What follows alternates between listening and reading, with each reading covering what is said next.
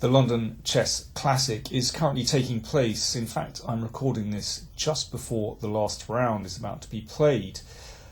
I've been very involved with live commentary and unfortunately I haven't had a chance to do my usual round report, but I thought I'd pick a game from earlier in the tournament that particularly appealed to me.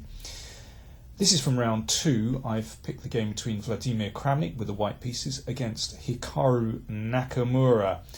Nakamura has played his King's Indian, so he's prepared to take risks.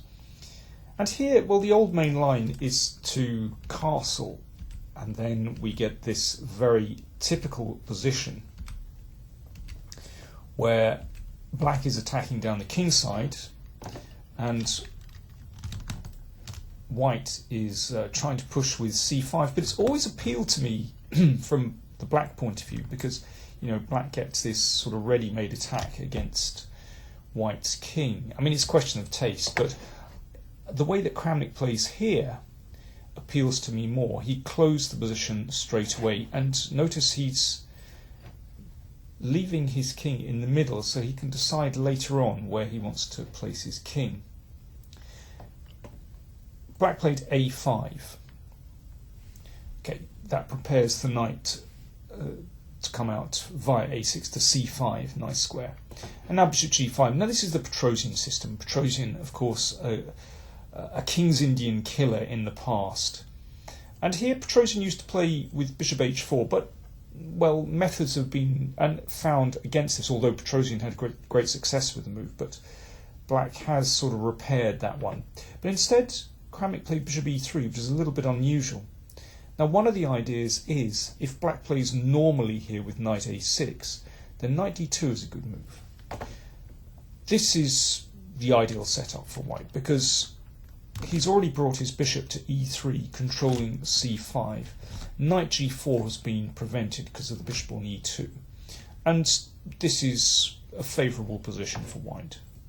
Therefore, black pushes the bishop straight away with knight g4. Of course, white does not want to give up this beautiful dark square bishop and drops the bishop back. And black plays f5, which on the surface of it looks very attractive, because black is already getting his standard kingside attack rolling. But let's see what happens. Kramnik has prepared a very clever idea. The knight drops back. So there's pressure on e4, which means that, well, here white can't bolster that pawn, but instead trades, and as every Russian schoolboy knows, you should recapture on f5 with the knight's pawn, so leaving black with these two nice pawns in the middle of the board. And again, at first glance, this looks very attractive for black. These pawns control so many squares in the centre, but look at Kramnik's idea. He played this very quickly. Queen c1. So first of all, he's targeting the h6 pawn. It's not easy to defend this in a satisfactory way. If king h7, now we see the idea g4, and suddenly if black exchanges here, then the king is in terrible trouble. Or if e4, then the knight comes into d4 and finds a beautiful square here, looking at some very sensitive squares in black's position. And of course these pawns are now blockaded, and there's still a problem with h6. So f4. Now that the pawns have committed themselves, Kramnik is able to attack them. g3. And this is a problem. So, after the exchange on g3, then, h6 is still a problem, and it's black's king which is potentially under fire. Nakamura pushed on. And, well, these pawns, again, they're a little bit sensitive. So, for example, if f3, then bishop d1, and the pawns have been stopped, and that bishop can reroute itself to c2. Okay, there's a blockade here, and this is a nice position for white. I mean, it could be that white's king will eventually castle on the queen side here. So Nakamura played e3. So this completely blows up the position, and he took on g3, so it's very double-edged. But knight g6, Kramnik was still playing these moves very, very quickly. Rook f7. Now maybe rook e8 is a better move here, but it's still a difficult position for black. So rook f7, queen c2. Now we can see that because Kramnik hasn't yet castled, he can go to the queen side, and it's white that potentially has the attack on the g file. I really like the way Kramnik has played this. It's very aggressive. You know, he wants to take the initiative here. So if, for example, knight a6 then just castles, and the idea is just rook g1 and take that one. So Nakamura played knight fd7. Now that's a very time-consuming move. I mean, I do think that knight a6 would have been a better try, actually. But of course, from a positional point of view, it's quite nice to try and secure the e5 square, but it's so time-consuming. As we're going to see, castle's queenside. So black occupies this nice square with the knight. But this is a very clever move, rook f1. One could... Okay, if rook hg1, that's the move we'd like to play, then bishop f5 is a pain with a double attack. But knight f4 is possible, but rook hf1, very clever move. It's a very simple idea. We're basically just exchanging off one of black's big defenders here, of course preventing bishop f5 as well. And you can see that black has a traffic jam of pieces on the queen side, and the pieces around black's king on the king side are being exchanged. It's a very principled move, very clever move indeed. So this was exchanged.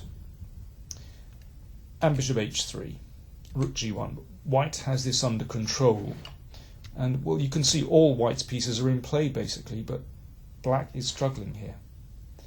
Let's see how things continued. Queen f6, rook takes g3. So now we have material parity, and Kramnik's idea is just to attack black's king. This is a lot of fun for white to play, and black is really struggling here. Queen is attacked. Now there's, of course, a lot of calculation still involved in such a complicated position as this. Kramnik had to foresee this line, for example. Bishop f5, rook takes, a queen exchange, and now an important move, rook e6. And when the bishop comes back, this check is very strong. Again, he had to see that in fact his rook is safe because of bishop h5 check. So in this way, white manages to maintain the rook on the 8th rank, and then knight b5 is a winning move. This knight is crashing in here, and then white wins material. So let's go back. So in this position, black had to move the queen, rook g3. And this is very awkward to meet, actually. Very awkward. The bishop attacked, and it just hasn't got many good squares. If, for example, bishop d7, then white, I think, just continues straight ahead. So that prepares a bishop c3, attacking here. And the knight could well join the attack, and maybe the bishop as well. I mean, this, I think, is completely lost for black. So, therefore, bishop f5. e4. The bishop goes back and blocks the g-file temporarily, but now bishop g4. I mean, actually, from this moment on, white's moves are terribly simple. It's all with threats. If king here, then, well, that will actually end up similar to the game, but black will continue like this, followed by, well, there's a threat of f6, but rook g6 will also come later. So Nakamura tried a check. The knight stepped in the way, and bishop e5. But bishop h3 is a nice move. The queen goes back, and rook g1. And it's all with tempo, actually, because bishop f5 is a threat, so the king has to move.